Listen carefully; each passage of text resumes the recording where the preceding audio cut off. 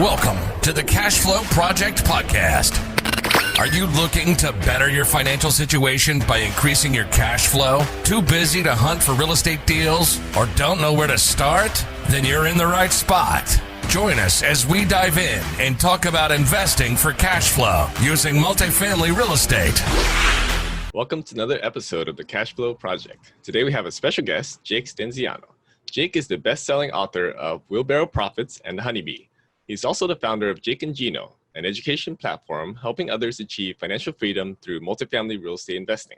Jake, along with his partner Gino, own and operate over 1,500 multifamily units and host the #1 multifamily real estate podcast on Apple Podcasts, Wheelbarrow Profits.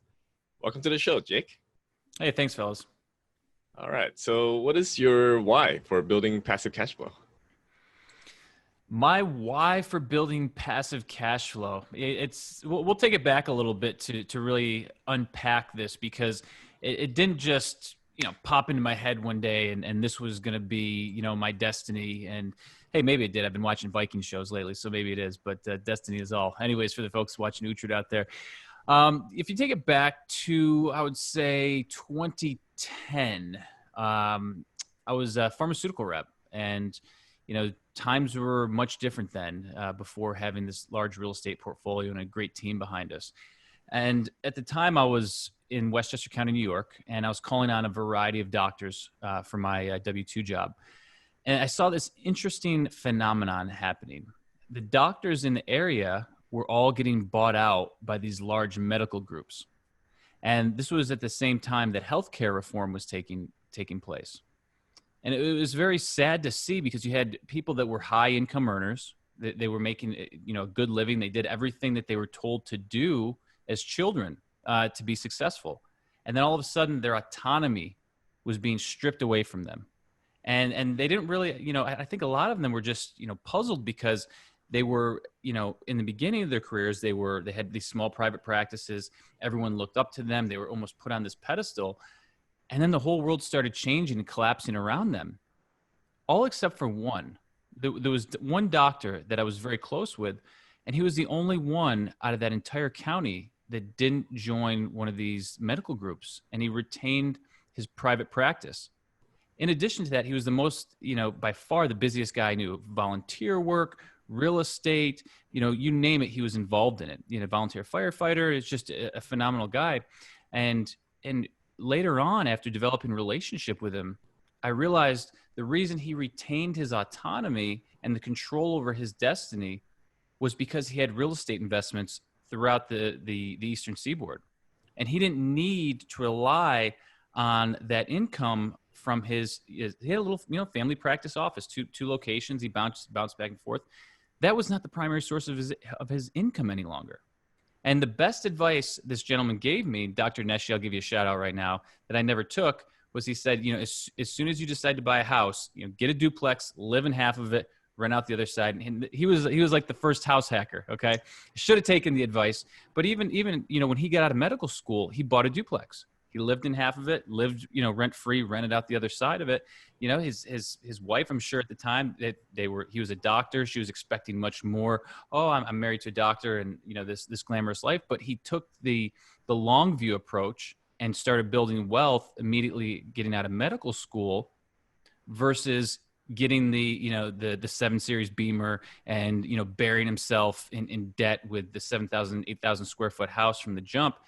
He played the long game. He put off these desires and these wants that I'm sure he had, like everyone else, till later on when he could pay cash, and he invested into assets that took care of his personal life. So for me, that type of influence early on is what started opening my eyes to real estate. Fast forward a few years later, I met my partner Gino, and we always say education times action will equal your results in multifamily. And for myself, I didn't have a multifamily education. I just knew that I had Dr. Neshi over here, the one guy that was standing on his own 2 feet while everyone else was getting wiped out. And I had my buddy Gino over here who had done some real estate. He went and got educated, and he really knew what was going on. And he had a desire to invest in the Southeast where I was moving to. And we said, hey, let's give it a shot. Let's, I'm moving down there, to Knoxville where I'm at now. Let's start taking a look at some deals, because the day before I left, we opened LoopNet, and this is going back in the day. There's apartment complexes selling for $30,000 a door, and Gino's eyes lit up, because in New York that wasn't the case. And we took a chance, and I don't want to say the rest is history. It happened from the beginning of that. It took us 2 years to get that first deal, to even get rolling. But I think the key there was, if we would have known even more and been educated a little bit more, it would have accelerated even quicker, because I was a little arrogant in the beginning, thought that the brokers were the sales reps, and I was, kind of going in guns a-blazing, a little hostile negotiator, and I had to cool my jets a little bit. But yeah, I hope that answers your question. I'm just kind of rambling on now, but that's sort of the beginning of our, and where the desire came from for that freedom and control, because, I'm just going to add one more piece to this.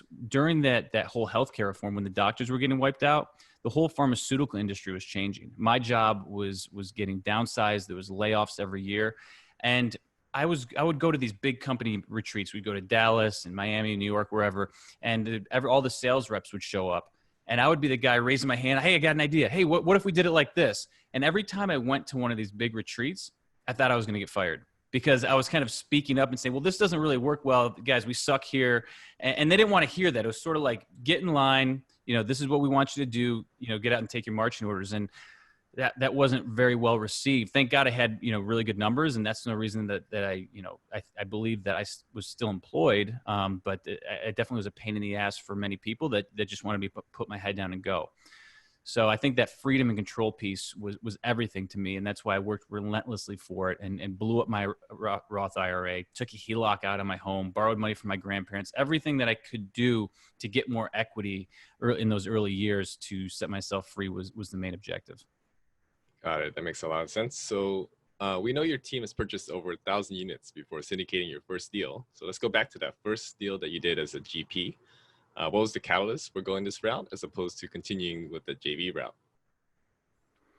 Yeah, so it was just one of these things where we've done a variety of, creative financing. We've done internal partnerships, and I look at it, even the different banks and the different ways to acquire deals is all tools in the tool belt. And at some point, if we wanted to go out and get into bigger deals, $30-50 million deals, we're going to be tapped out cash wise on that. So we're going to have to bring in additional partners. And we wanted to understand the other models that were out there, because we used a lot of creative financing prior to actually doing a syndication. So I just wanted to keep our options open, and we had a lot of people asking for it as well. People wanting to, invest with us. And actually this week was our first disposition on the syndication side. We actually didn't sell any apartment units, but the first deal that we did on the syndication side, and this was crazy. We almost didn't get the deal closed because of this. There was a piece of land that was next to the units that they were just giving to us as part of the deal they were selling. They said, hey, take it. And we're like, we can unlock some, additional value here. So we had to get a survey. The clock is ticking with Freddie Mac. And we actually were able to carve out a piece of land next to it. And we created another $115,000 of value, return of capital to our investors. And we actually paid it out today. So that's actually, because typically we're buy and hold guys. It took us a little while to, get the property sold, but, it was fantastic for investors, and, a way to get some, capital back and some returns. But yeah, ultimately it was, hey, let's understand an additional model, and, maybe give us an opportunity to take down some bigger deals. And that's sort of where the syndication evolved from. Plus we like multiple streams of revenue. If you guys have read the Honeybee, the book we came out with just a little while ago, we've taken flooring in-house as well. We have a renovations team. Recently we've taken all of our accounting in-house, the education company. We have a mortgage company as well. So we love just, controlling the entire process around all things multifamily. So on that first deal, how did you find it and structure it? So the first syndicated deal you're asking specifically? Yeah. Yeah, so ultimately it was through brokers. We went to a new market. All of our initial deals were in the East Tennessee market, and so through a broker relationship, we went to Louisville, Kentucky, and we were shown, I think like 4 or 5 deals in the beginning of the day. And it was garbage, ghetto. Like it was just like, what a waste of a trip. And we kept seeing these reoccurring themes, this like Moby Dick, fish shack, you know, and in all the areas we saw, it was Moby Dick and liquor stores. So I'm like, okay, my first take on Louisville was I don't want to be in the areas where there's Moby Dicks and liquor stores, because it was like on every corner, and it was depressed, and I could tell like these are not the areas that we want to be in. So finally it was like, do we want to just go home? They're like, hey, there's one more deal to look at today. And we started driving, more Moby Dicks, more liquor stores.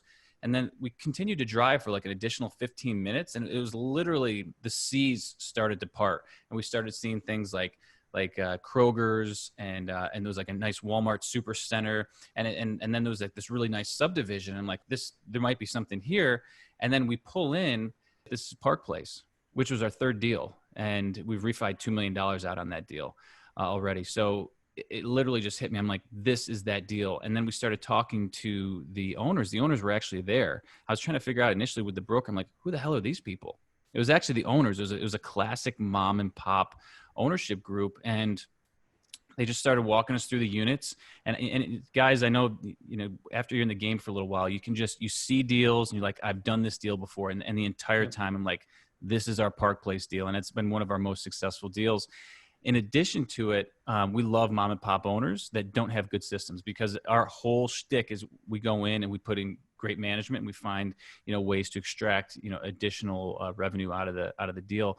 And so I remember right before we were getting to leave, the lady was just, you know, I could see she was being defeated. And I said to her, how great is it going to feel when you don't have to deal with the tenants in the toilets anymore? And she just, you could tell like all the weight was just like, you know, sucked out of her. And she's like, I cannot freaking wait. And so immediately I was like, we got this, let's go. And we didn't lowball them. I mean, they wanted 45 a door, I believe, for it at the time. And you know, basically on the exit, at some point when we exit this deal, we're going to be like 75 a door on it. Wow. So it's, you know, it was there, and that's just, you can't replace experience. And that's just where that came from, and seeing it and knowing it and having touched that same type of deal before. So it was very clear. Obviously we had to do our due diligence. We had to go through the numbers and, you know, all the things like that, and make sure that we like the income in the area, yada, yada. But, you know, it was one of those things where I was like, yep, this is it. So what challenges did you overcome? I think the biggest challenge was trying to cut that land out of it, you know, because going into it, the clock was ticking, and we didn't have a surveyor in the area.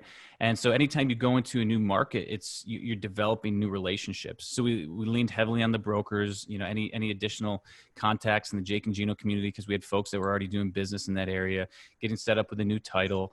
And so it was just, you know, the clock was fast forward, you know, hey, and it was weird for me because we already had all this stuff in our market. It's like, I got to recreate the wheel again. But once you go into a new market and you document and systematize all this stuff, it's there. So I think that the big challenge of that one was, hey, we got to, you know, figure a way to get this land cut out, because I didn't want to leave that money on the table.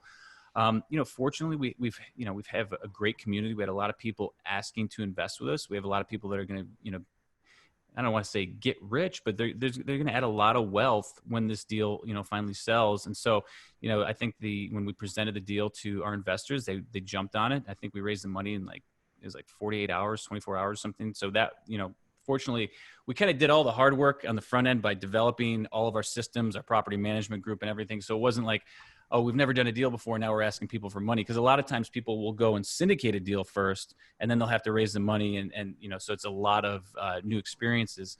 So for us, you know, that wasn't a tremendous barrier, if you will. So what lessons did you learn so far? From that deal specifically? Sure. For your first syndication. You know, I think it's, again, guys, it's a little different for us because we did 1,000 units on our own, whereas that first syndication was, you know, and plus we have a media presence. So I think for anybody out there, I always say that multifamily is a long game. So everyone they have the get there itis, and it's, I want to do a syndication right now. I want this, that, and the other thing, and it's all going to be perfect. And in 36 months, I'm going to, you know, be worth $50 million. Look, I'm sure that happens for some people, but I wouldn't rush the process, and I would focus on quality over quantity in the beginning. And so like, don't get caught up in terms of, oh, so-and-so just closed 300 units online and I see that. And you start like looking internally saying, I suck, I'm a failure. I think it's focus on really damn good deals. So what I learned about that, look, we only do 2 to 3 deals a year, in all honesty. And it's because we're really looking for those deals that are going to make sense and work for our group. There's certain things that we like. And so, I think just learning from it, the deals has been fantastic. And we kind of stuck to our parameters. I think it's when you start to veer off of your parameters, you have to get there-itis, you try to do, things that are outside of what you have set out to do is where things get a little messy. And again, we're starting an insurance company right now. Again, we're starting the flooring company. I'm not saying not to branch out and do additional things. I think that sometimes people just try to force it, and then there's a quality control issue. So that's what you need to be wary for as your company goes wider, is just making sure that you're remaining that quality. And with our education company, we're like probably the worst marketers ever, but we've focused on fulfillment for our Jake and Gino members. And that's what's most important to us versus like saying, hey, I could go out and, look, I got a beautiful house and a lot of great things going on, but we don't go out and market on that. I think what the hell do they call it? There's a term for it. The guys that go out there like, look at my car. You know what I mean? That's just not us. So I think, everyone's got their own little deal, but I think if you focus on quality, fulfillment, and service, you're in it for the long haul. So we're recording this in June. How's your portfolio performing in the current environment, and have you had to make any adjustments? Yeah. So, I mean, ultimately we've been extremely, extremely blessed. We control everything in house. The first thing that we came out and we did is we had a meeting with all of our employees, and we said, look, everybody is going to be okay. This is our commitment to you that we're not going to do any layoffs, and we're going to weather the storm together. We're going to learn and we're going to grow from this. So I think that helped settle everyone down because everyone was, legitimately freaked out. And one of the biggest learning takeaways from this is how much our team values, and I don't say this in a bad way, but over communication. We have more meetings now than we did prior to Corona because of this demand for transparency and understanding, because people were legitimately freaked out. So, we have our typical daily huddle. We have a weekly L10, which is a meeting with the group, quarterly priorities. But now we're doing we have end of day huddles. Everyone just kind of gets on and checks the pulse, how everyone's doing. And there's just been more, touch points. And we started something that's like the state of the Rand fam. So, we have these quarterly presentations to the entire, community now. So it's been a lot more transparency and communication amongst the group. Our portfolio is, I think we were off about $5,000 last month from our goal, and then the month before about 10. So, we're increasingly getting better. And that was from what our baseline was at pre-Corona. So there's not been any growth. So I would have expected about an additional $100,000 in growth on top of that. But look, we're hanging in there. So we've dipped slightly, but we haven't been growing like, I'd like to. And there's been certain things, that you can attribute to that, on the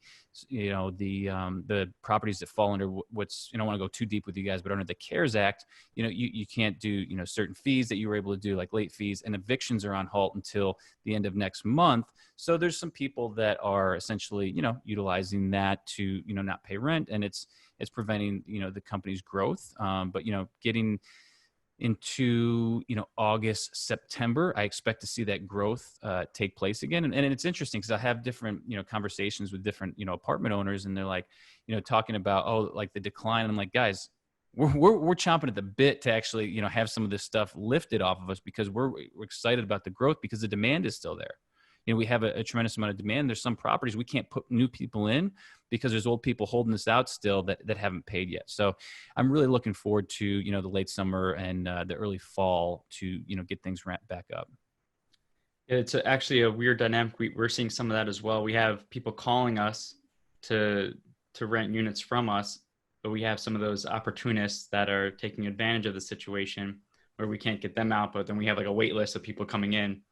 So we got this like gridlock. Yeah, it's this bureaucracy is definitely jamming things up. And I know people have the best intentions, but sometimes you gotta let the market just sort things out, because people have been given stimulus money. There's a, increased unemployment. So there's resources for folks to make those payments if they take advantage of it. So I think it's unfortunate, and it's actually going to take longer to recover, due to that. But it is what it is, and those are the rules that we're playing with right now. So exactly.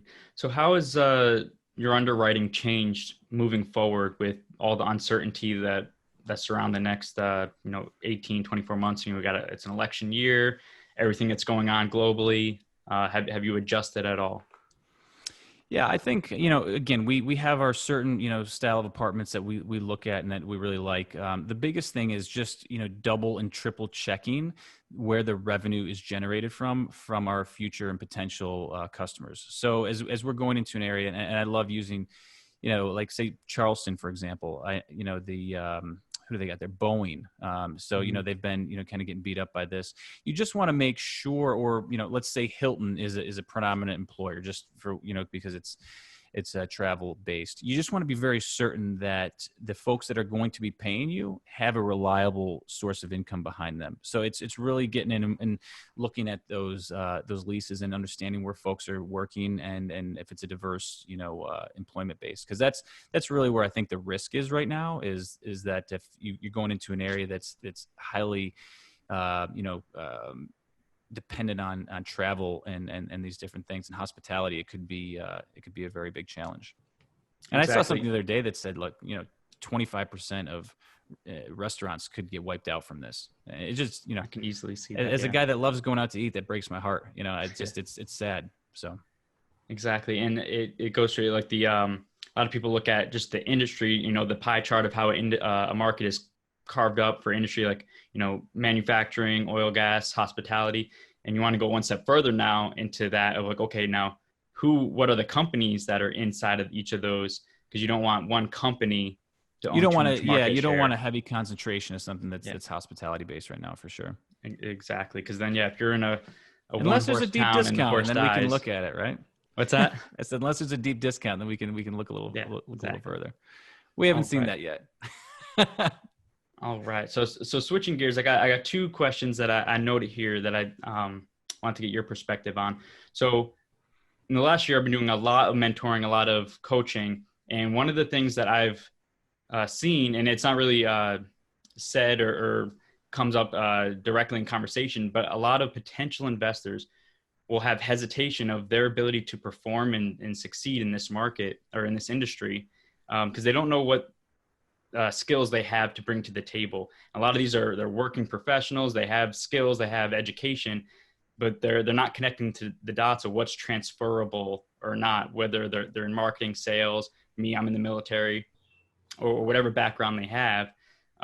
How can they use those skills to be effective in real estate? So I know for you, you have your MBA, nothing from marketing, sales background. Absolutely nothing. The MBA it could have wiped my butt with it. There's no value there. So what about the marketing and sales from the pharmaceutical industry? Did any of those skills transfer over to give you something to bring to the table? Initially, because I can be a hard charging guy. Like I said earlier, it actually hurt because I was getting very aggressive, on the negotiation end, and I failed to realize that I was the salesperson again, and the person bringing me the deal needed to be sold on why I was a closer and how I was going to get the deal done and my credibility.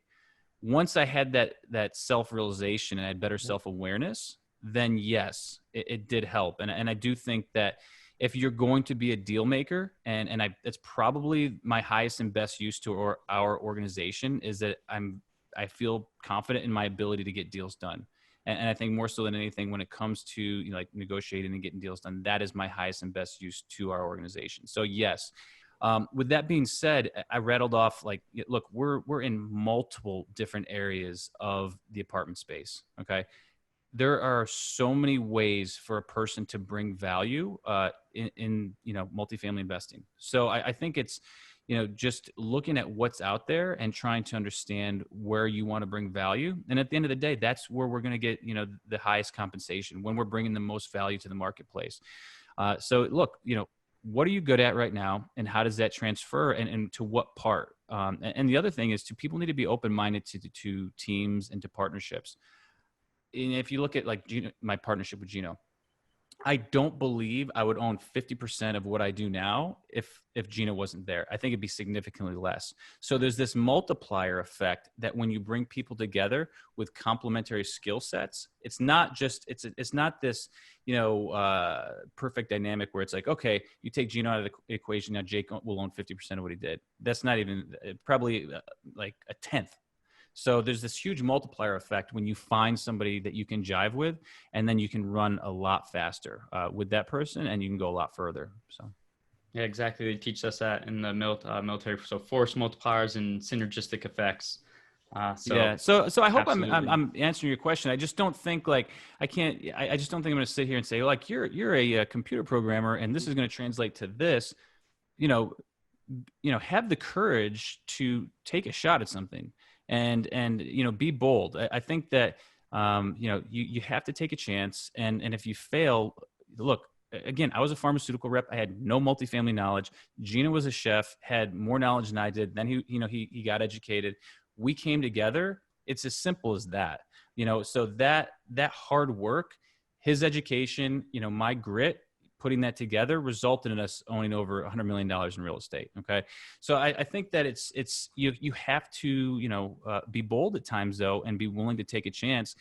And we were in a podcast the other day and someone brought up, I was sitting there and I was doing work on football Sunday. I'm like, dude, I was doing work every football Sunday, every night, and doing it I had no idea or should not even have been doing because I was doing it for the first time. But that's what it takes in the beginning. So it's like, how bad do you want it? And where do you want to take this? For me, I had a strong burning desire to not work for my job anymore because it gave my family zero stability. At any moment, they were doing layoffs every year. I could have got cut. And then as myself, I looked to myself as the provider for my family. And that's extremely important to myself and my identity. And if I'm not there to provide for them, that's going to, you want to talk about a death spiral. I will be in the toilet. Okay. That is where I shine when I know I'm taking care of my family and then the team around me as well.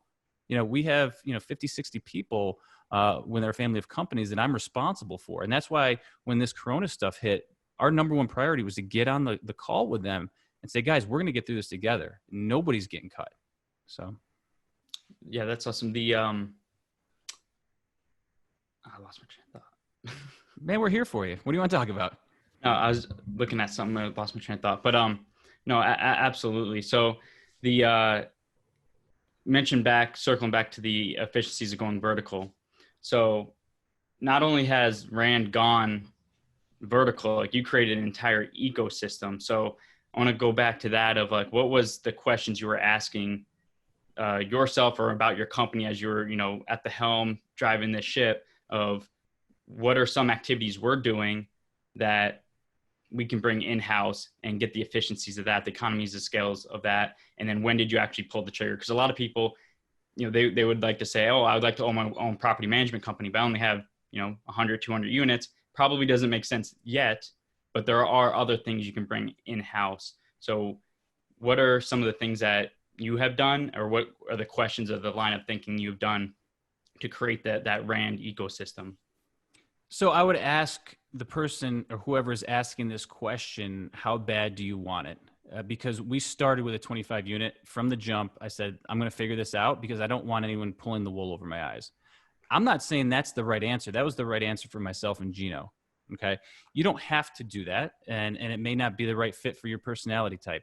If, our entire team is taking the disc assessment, I'm like hardcore D to the outfield with it for the folks that know that. And it works. I wanted to understand the entire process and I didn't trust, anyone else, with my baby. That was my baby at the time. It was a 25 unit crackdown and I was going to polish it up and make it beautiful, which we've done. And it's fantastic. And the thing pays us, almost $6,000 a month now, believe it or not. It's phenomenal.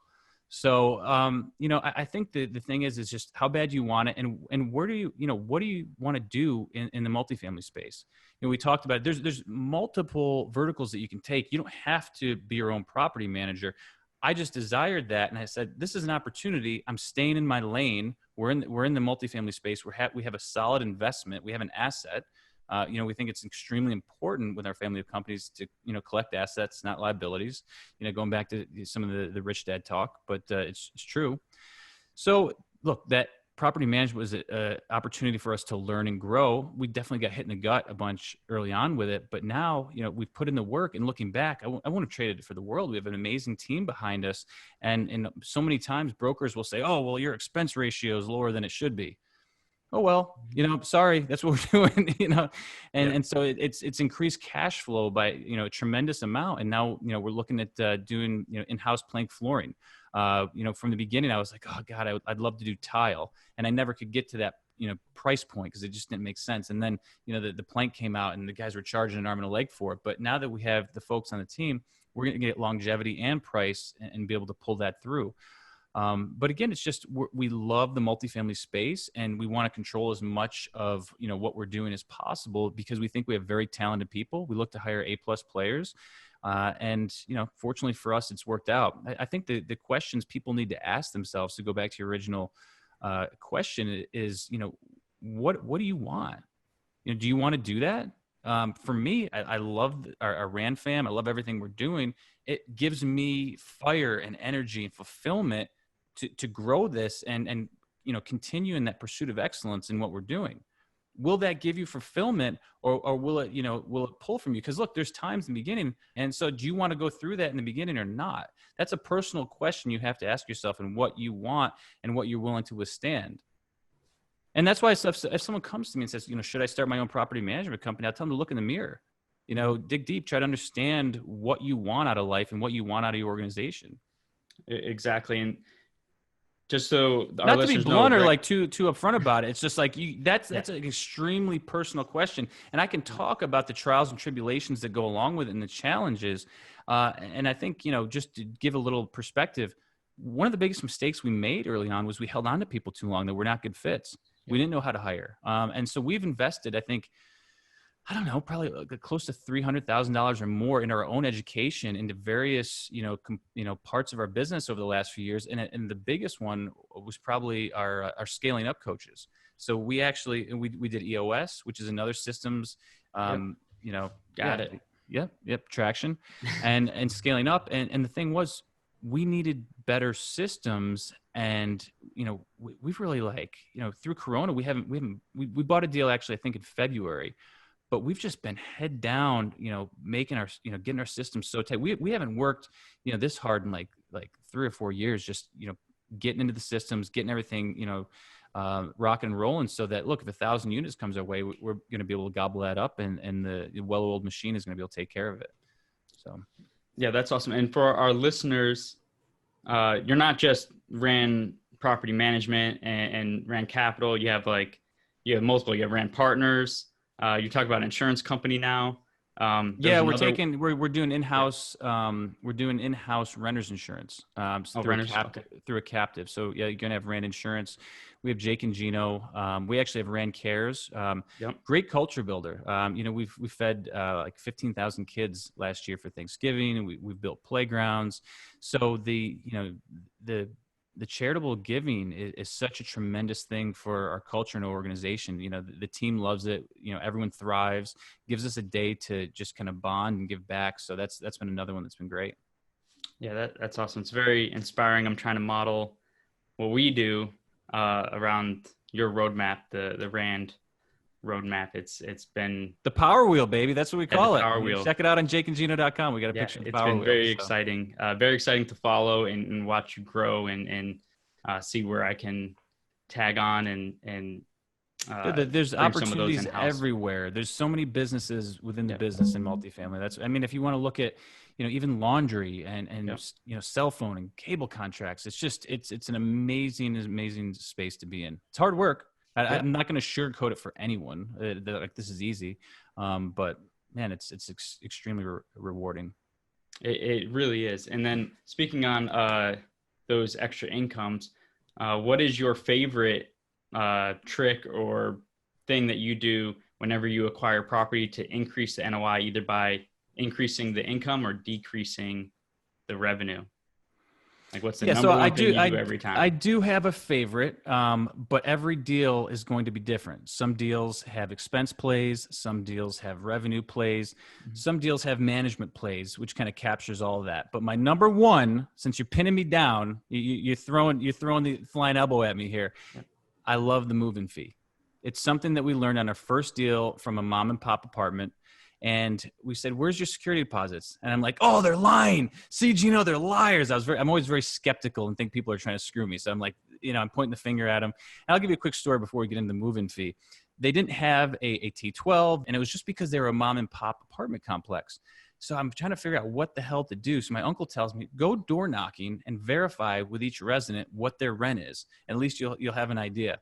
And so I get the wife at the time. We went, to each, unit knocking. And we get to this one unit, and the guy comes to the door, and he had a hole for the folks on YouTube in his boxers, like the size of a basketball. And he's just standing there letting it hang out. And that was the point where I said, "Dude, whatever yours is, we're going to just chalk that one up as a win and move on." Because I felt they have this like 70-year-old lady sitting there, and this guy's just like free falling in the wind. And it was extremely disturbing. So we had to move that. Yeah. So I think the move-in fees, this is one of the things we picked up from this mom and pop group is they didn't want to mess around with like, security deposits and savings accounts and things. So they did a $150 move-in fee. And what we found is we started implementing that because I said, I don't want to get bureaucratic and have these security deposits and everything. But what we found is that the residents actually like it. And the reason they like it is because when you give someone a security deposit, there's immediately this kind of controversial like stigma there that, am I going to get this back? And the relationship from the jump is kind of flawed because they don't know if they're ever going to get that money back from you. So we remove that out of the way. Instead of a full month, it's typically half of what the security deposit is. It's non-refundable, and it goes to help with turn costs.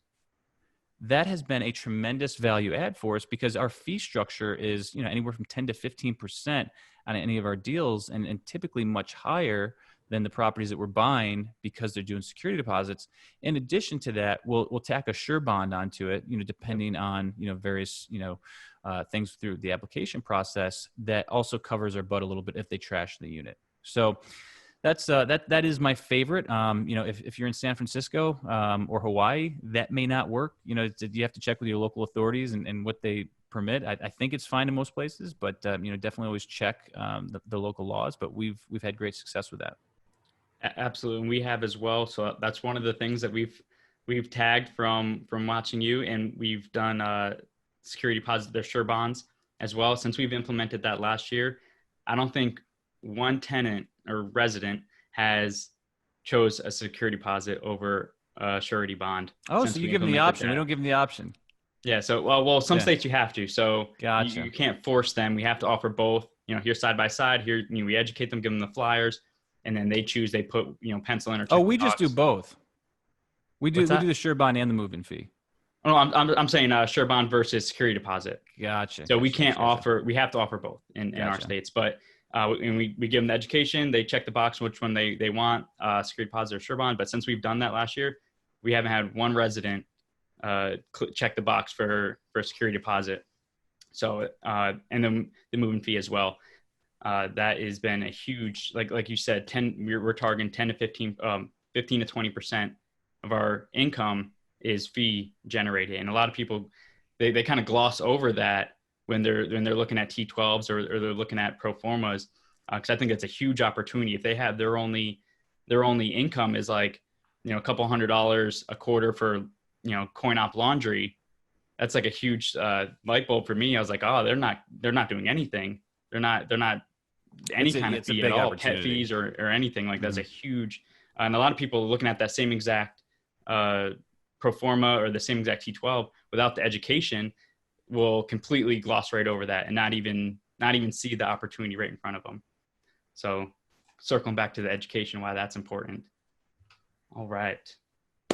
So what is the best book that you recommend other than your own? So everyone always picks on me, but I love Atlas Shrugged. It's by Ayn Rand.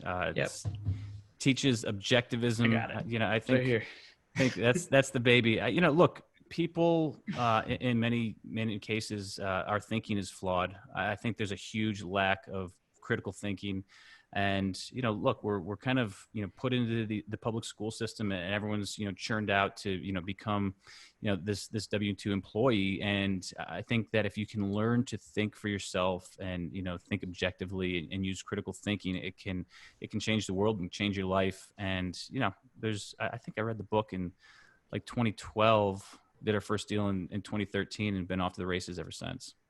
So real quick, I'm gonna cut it. So which character do you identify with most? I'm only about 250 pages in. Ooh. So I'm thinking I'm a Hank. Hank is. I don't know. I don't know if he throws a curveball down the line. That's my son's middle name. So I love Hank. I think Ragnar Danaskjöld though has my heart. If I'm being honest with you. That's the pirate, right? The Viking. Yeah. So I haven't met. So he comes into the book later. I haven't met him. They talk about him, but I haven't. Definitely. He hasn't been introduced yet. He's a G. All right. All right. I'm excited. Definitely one of my favorite books as well. So what is your superpower? So who's your favorite character? Oh, mine? No, so mine's Hank so far. No, he said it's his favorite book, so I want to hear who his favorite character is. What is it, Duke? On the spot now. Come on, man. Come on, the heat is on. His face is turning red. Here we go. All right. John Galt? Yeah, I guess to me it's less about the story and more about the philosophy. So like that concept of like capitalism and kind of creating and earning, like creating value instead of just that socialist kind of ethos that we're kind of heading into with all this CARES Act stimulus package and all this kind of thing. So shout out to Francisco's money speech. If you don't read the book, at least read Francisco's money speech. You can find it on Google. Oh, you can just get cliff notes for this? Shoot. What am I doing right now? So he just asked me what my superpower is. Definitely, and this is, I get this feedback from my team a lot, is I got a weird amount of energy. Just very fortunate. Maybe I have a chemical imbalance. I don't know. And I put that energy to good use. I'm very, solutions focused, but also goal oriented and very disciplined. And I like structure. So I think that all of that combined, I funnel and channel that energy, starting at 6 o'clock every day. I'm right here in this chair, and it's paid off, quite well for me. How much of that energy is attributed to your lifestyle? I know when we met in Orlando, you're very fit and you pay attention very closely to what goes in your body. So how much do you think I think that's just part of the discipline piece. I don't know. I think it's honestly like a little bit genetics with me. But I do, I'm conscious about, what I eat and having a very boring, disciplined, regimented lifestyle. I think it's that, we like to keep it boring. I say that all the time. It's that same day, multiplied out over, a handful of years, which is going to yield results. When you start getting that shiny object and you're grasping here and there and everywhere, and you don't have that, relentless discipline, it's going to be harder because it takes, a lot of time and dedication to stack results. So, like, again, my team, they pick on me. I got this stupid card stock thing here every Sunday. I'm in right here Sunday morning. I'm filling it out because it's like a subconscious thing. When you write it down, you kind of know where you're going the week, ahead of you. And look, they put all this stuff on my Google Calendar. I check it out. I know, what's in tune with it. But this thing, I don't miss meetings. Every once in a while, someone on the team does, and I attribute it to, I'm putting it down on Sunday morning, having it in that subconscious, and it just provides a ton of clarity. And going back to clarity, I think when we were talking about systems and things like that, getting your core values laid out, knowing why you're doing, what you're doing, having the company priorities. We just met for our Q3 planning session, knowing exactly what are your top 3 priorities for the quarter going forward and why are we doing them. So, and you have I think it's Stephen Covey thing, the big, hairy, audacious goals. We have all that lined out, and then we reverse engineer it into what's going to move the needle. So it's very much a disciplined organization. And, I just think that when you really do get clarity throughout all levels of your business, it feels really good. And it's even more exciting and enjoyable to show up every day. Yeah, definitely. As Jocko Willink says, discipline equals freedom. I heard of this guy. I gotta check out his stuff. I hear a lot of references to him. So He's I love the pretty name, awesome. Jocko. I gotta check it out. And he was a SEAL team commander for like 10 years. So yeah, I met him. He came out to Hawaii last year and met him, got a book signed, and it's he's the real deal. I'll put it on the list. Thanks for the reco. What is the biggest lesson that you learned along your journey through multifamily? The biggest lesson. It's, I think everything, if we're really, sticking to multifamily, it's all about time, because you win in multifamily by being in the game for the long haul. I think that, so many folks are in it and they're like, oh, I can make a quick buck and flip this. You learn so much by being in the game for the long haul. And every year I learn something more, and it all comes back to sticking with it and staying in the game and continuing to add assets. It really is. It's a long view approach, but I think that's where so much wealth and prosperity is unleashed in this game is by taking the long view and committing to being in it. Look, it's great. I know there's syndicators that go out and buy something, flip it a year later, and they do really well. But I think being a true business owner and taking the long view in multifamily is the best thing that anyone can do. If they're focused on excellence and getting better every day. So and working on the business day in and day out, treating it like a business, we say, in our company, we treat it as the business, because there's people that, maybe like, oh, I think it's a good idea to invest in apartments. That person should probably be an LP investor. Okay. If you're going to fully, entrench yourself and commit, you can do really well in this, but not with your toe just half in the water. I think you really got to just immerse yourself and be in it to win it. And the folks that I've seen that have done very well for themselves. For the busy working professional who's working towards financial freedom, what advice do you have? So I can only, give honest advice from what I've experienced. And I was a busy working professional, but I fully committed to multifamily, and it was just a matter of time before I got out. So if you want to, take that next step, be willing to put in the work. I worked weekends, I worked evenings, and everything in between. I was driving from hospital to doctor's office, vice versa, in my last job, and I had an additional cell phone, and I would take resident calls, on the road in between when I was driving between places. So I think you have to fully commit and be in the game, again, for the long haul, and know that this is your exit strategy. So for me, I knew multifamily was the exit strategy from corporate America. And it's like, you want to talk about exit strategies now, there may be a deal or two that we sell from time to time, but really this is the forever game for me now. So. Nice. All right, so we wrap this up. I found my business, wife, my forever career. So. To wrap this up, how can people reach out to you? Yeah, it's really easy. So we talked about the honeybee a little bit. We have some great resources on our website. So if you go to jakeandgino.com/honeybee, there you can receive a free download of our credibility book. You remember before I was talking about some of our struggles early on. We'll give you a free copy of our credibility book to help you bridge the gap with brokers early on. And then there's other free honeybee resources there that you can download. Gino's done some really awesome videos, and you can also apply to work with our team. We have various offers there as well. All right. Thank you so much for being on the show. You've been so generous with your time. Yep. All right. Thanks, guys. Keep killing it, and appreciate everything. All right. Thanks, Jake. Thanks, guys. All right. If you found value in this podcast, please subscribe so you can get the latest episodes. We would love it if you give us a rating and review on Apple Podcasts or Stitcher. If you know anyone who might resonate with today's podcast, please share the episode with them. To connect with like-minded investors, join our Facebook group, Honolulu Multifamily, and more. If you're interested in connecting with us, go to tricityequity.com to learn more. See you next time.